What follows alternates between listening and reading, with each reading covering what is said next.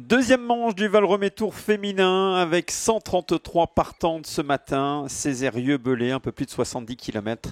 Et Paola Ortiz, la championne d'Espagne, vice-championne du monde, prête pour le doublé. 10 heures, Florence Poligné qui libère les 133 concurrentes que nous retrouvons à 25 km de l'arrivée. Après les premières difficultés, elles ne sont plus qu'une trentaine dans le peloton à pouvoir espérer la victoire en direction de la principale difficulté, la côte Chemilieu, où nous allons retrouver Anja Grossman, deuxième vendredi, qui tente de dynamiter la course.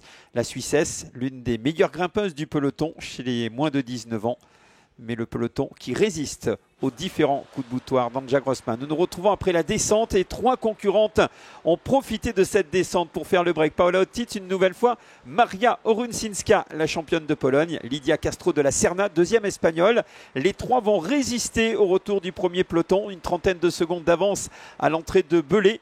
Et Paola Ortiz, la vice-championne du monde, qui va parfaitement manœuvrer dans les derniers mètres pour venir s'imposer très facilement, un petit peu comme vendredi, et réaliser le doublé, lauréate des deux manches de ce Val-Romé Tour féminin U19, sous les yeux de Jean-Marc Vivier, le président du comité d'organisation, la vice-championne du monde qui réalise un superbe doublé. Pour le sprint du peloton, c'est une Bretonne qui va venir régler le sprint.